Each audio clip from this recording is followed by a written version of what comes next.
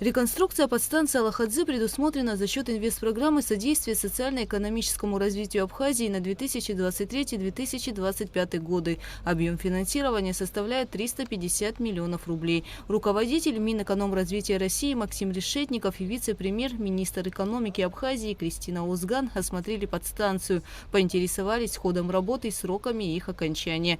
Ремонт подстанции устранит существующие ограничения для подключения к электросетям города Гагра и новых туристических объектов.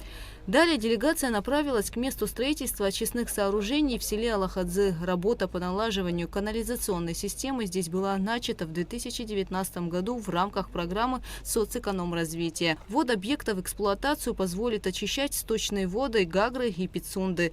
Завершить работы планируется в 2024 году. На данный момент выполнено 3 этапа проекта. Построено 5 канализационных станций на сумму 211 миллионов рублей. Вторым этапом у нас была реализация мероприятия по очистным сооружениям.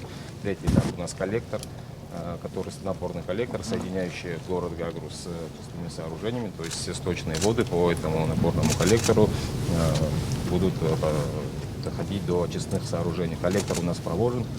В прошлом году мы завершили мероприятие, там 10 километров. Его запустили, да, по-моему? Его не запустили. Пока мы не можем сюда подать стоки, так как у нас пока объект не готов.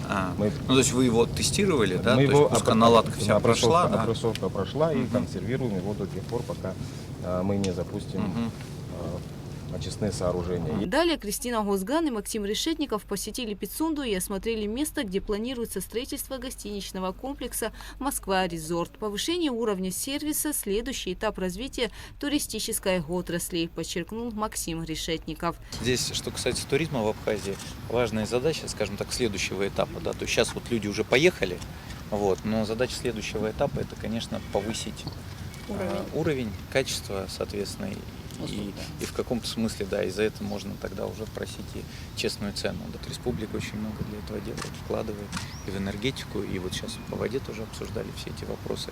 Ну и разумеется, что это не только все делается для новых объектов, это в целом делается и для Гагры, для Пицунды. Потребности они есть, они ощутимы, мы как раз пытаемся покрыть. Авторы проекта рассказали о проделанной работе и о том, что планируется. Планируем закончить первый этап в конце этого года. И уже с первого квартала следующего года выйти на строительство. Хорошо, вы за тех условиями на подключение к энергетике, к воде, к канализации все обратились? Да, обратились. У нас уже 2 совещания было, уже мы 2 как раз совещания эти было, вопросы обсуждали эти вопросы, получены часть ответов. Ну, то есть в целом понимаете, какие затраты на энергетику, что придется линию строить, да, тут где-то 10-11 километров, понимаете, что надо будет коллектор как бы сделать, да. Ремонтные работы на подстанции Бзып проходят также за счет средств инвестпрограммы. Подстанция является основным центром питания Гагрского и Гудаутского районов. Введена в эксплуатацию в 1964 году. Ее реконструкцию планируют завершить в 2023. Работы выполнены на 95%.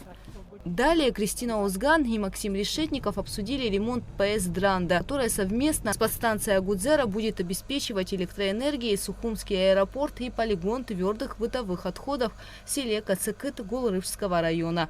Также необходимо строительство новой воздушной линии электропередачи. Ориентировочные затраты на модернизацию подстанции и строительство ЛЭП составляют около 500 миллионов рублей. Питание с обоих подстанций они должны получать по 10 киловольт. Одно постоянное, другое резервное. А первой категории по нашей энергосистеме не получается, потому что у нас одно питание. Да, одна точка. Вот это имеется. Зачем делать 2 подстанции, когда можно за эти деньги купить нормальную генерацию? Нет, зачем делать вторую подстанцию? Да. Нам надо просто понять, какой Но вы вариант тогда более... тут надо С обоих сторон это было с советских времен, с обоих подстанций не имели питания. Ну, это нам надо сесть и концептуально все-таки просчитать. Надо И с с Минэнерго, Минэнерго посоветоваться, и с потом нашими, и принять решение. Затем Кристина Озган и Максим Решетников направились в село Кацыкыт, где идет строительство полигона твердых бытовых отходов. Это будет первый обустроенный мусорный полигон в Абхазии. Его общая площадь составляет 36 гектаров.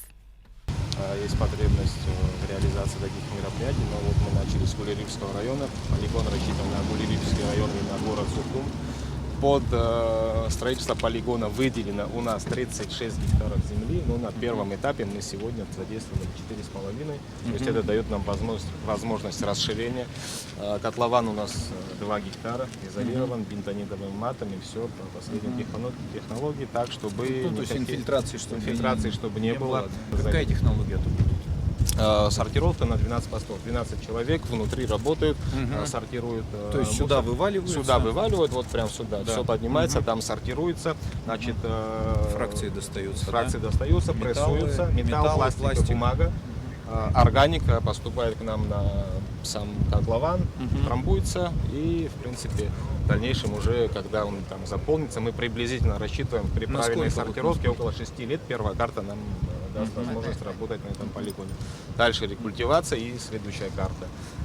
Обслуживающие организации. Тариф это там потом позволит делать нормально карты? Да? Ну, у нас данное направление дотационные города, вот, допустим, есть у нас спецавтохозяйство в городе Сухум, которые датируются из городского бюджета, они, в принципе, занимаются утилизацией. Схема так и должна работать, Да.